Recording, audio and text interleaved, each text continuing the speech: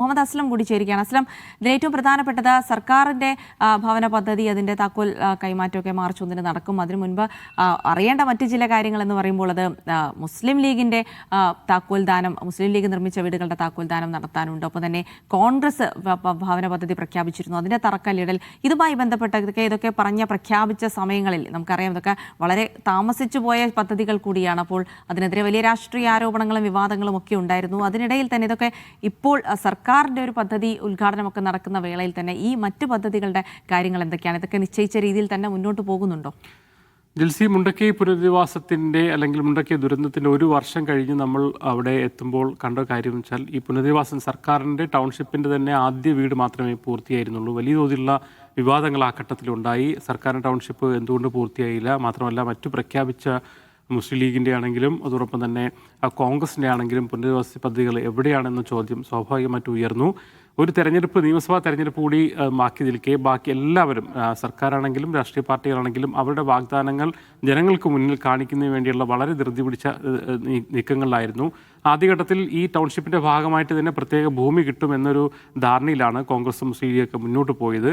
ഇത് നേരത്തെ തന്നെ കിട്ടില്ല എന്ന് തിരിച്ചറിഞ്ഞുകൊണ്ട് മുസ്ലിം ലീഗ് സ്വന്തമായി ഭൂമി കണ്ടെത്തുകയും വളരെ വേഗത്തിൽ നിർമ്മാണ പ്രവർത്തനങ്ങൾ പൂർത്തിയാക്കുകയും 28-ാം തീയതി, ഇന്നലെ നമുക്കറിയാം, ഇന്നലെ 1-ാം തീയതി സർക്കാരിൻ്റെ പുനരധിവാസ പദ്ധതി മാർച്ച് 1 മാറ്റി എന്ന അറിയിപ്പ് വന്ന ഉടൻ തന്നെ ലീഗ് ജനറൽ സെക്രട്ടറി PM.A. സലാമിൻ്റെ ഫേസ്ബുക്ക് പോസ്റ്റ് വന്നിരുന്നു. തീയതിയിൽ മാറ്റമല്ല, 28-ന് തന്നെ കൈമാറ്റം നടക്കുമെന്ന് പറഞ്ഞു. എന്ന് പറഞ്ഞാൽ ഇതിലൊരു രാഷ്ട്രീയ തർക്കവും അല്ലെങ്കിൽ പ്രതിപക്ഷവും ഭരണപക്ഷവും തമ്മിലുള്ള ഒരു പോരക്കായ സാഹചര്യത്തിൽ തന്നെ ലീഗിൻ്റെ ഭൂമി വന്നപ്പോൾ വലിയ വിവാദങ്ങളുണ്ടായിരുന്നു. അവിടെ നിയമപ്രശ്നങ്ങളുണ്ട്, ഭൂമി നിർമ്മിക്കാൻ കഴിയില്ല, വീട് നിർമ്മിക്കാൻ കഴിയില്ല എന്നൊക്കെ പരാതികളൊക്കെ ഉണ്ടായിരുന്നു. പക്ഷേ ആ സ്ഥലത്ത് തന്നെ വീട് നിർമ്മിച്ചുകൊണ്ട് 28-ാം തീയതി ഏറെക്കുറെ പൂർത്തീകരിച്ച വീട്, താമസിക്കാൻ കഴിയുന്ന തരത്തിലേക്ക് വീടുകൾ കൈമാറുന്ന തരത്തിലേക്ക് ലീഗ് മാറി. അതുകൊണ്ട് ലീഗ് വലിയ അഭിമാനത്തോടു കൂടി തന്നെ 28-ാം തീയതി കൈമാറ്റം നടത്തും.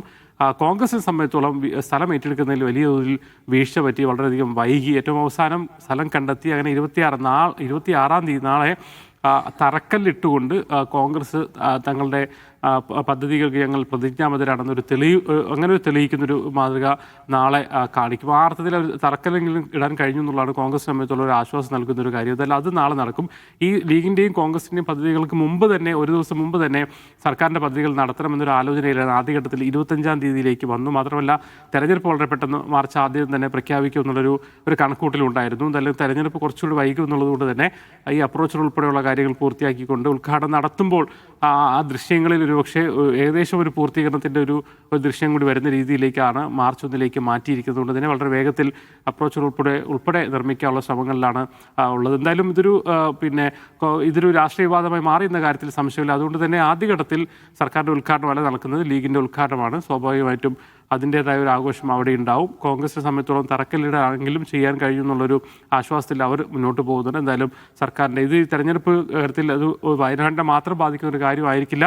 കേരളത്തിലുടനീളം തെരഞ്ഞെടുപ്പിൻ്റെ ഒരു പ്രധാനപ്പെട്ട അജണ്ടയായി ഇത് മാറുമെന്ന കാര്യത്തിൽ സംശയമില്ല. ഇതിൽ തന്നെ ലീഗിൻ്റെ വീടും സർക്കാർ ഇതിലെ വീട് സംബന്ധിച്ചുള്ള വാഗ്വാദങ്ങൾ സോഷ്യൽ മീഡിയയിൽ നടക്കുന്നതിന് മാത്രമല്ല, സർക്കാരിൻ്റെ ഈ പദ്ധതിയിൽ അത് എല്ലാവരുടെയും, ഞങ്ങൾ MLA അടക്കം എല്ലാവരുടെയും ഫണ്ടുണ്ട്, കർണാടകയിൽ കോൺഗ്രസ് സർക്കാരിൻ്റെ ഫണ്ടുണ്ടെന്ന രീതിയിൽ മറുപടിയുമായി കോൺഗ്രസ് ഒക്കെ വരുന്നു. ആ തരത്തിലൊരു രാഷ്ട്രീയ വിവാദം കൂടി ഇതിലുണ്ട്. ആ ഘട്ടത്തിലാണ് സർക്കാരിന് മാറ്റിവെക്കേണ്ടി വരുന്നതും. അതേസമയം തന്നെ നിശ്ചിത സമയത്ത് തന്നെ ലീഗ് നൽകാൻ കഴിയുന്നതും ഒരു സാഹചര്യമുണ്ട്. എന്തായാലും സോഷ്യൽ മീഡിയയിൽ വലിയ രാഷ്ട്രീയ വിവാദങ്ങൾ നടക്കുന്നുണ്ട്. പ്രത്യേകിച്ച് KT ജലീൽ ഉൾപ്പെടെയുള്ള ആൾക്കാർ ലീഗിൻ്റെ ഭവന പദ്ധതിയിലെ പ്രശ്നങ്ങളെ മുൻനിർത്തിക്കൊണ്ട് ആ സ്ഥലത്ത് പോയി വിവാദപരമായ പ്രസ്താവനകളൊക്കെ നടത്തിയിരുന്നു. എന്തായാലും ഈ ദിവസങ്ങളിൽ 26-ാം തീയതി കോൺഗ്രസിൻ്റെ തറക്കല്ലിൽ, 28-ാം തീയതി മുസ്ലിം ലീഗിൻ്റെ വീട് കൈമാറ്റം, 1-ാം തീയതി സർക്കാരിൻ്റെ വീട് കൈമാറ്റത്തോടുകൂടി പക്ഷേ മുണ്ടക്കൈ പുനരധിവാസവുമായി ബന്ധപ്പെട്ട ഒരു പ്രാഥമികമായ ഒരു വാഗ്ദാനമെങ്കിലും നമുക്ക് ആ ജനങ്ങൾക്ക് നൽകാൻ കഴിയുന്നുള്ളൊരു വശം കൂടിയുണ്ട്.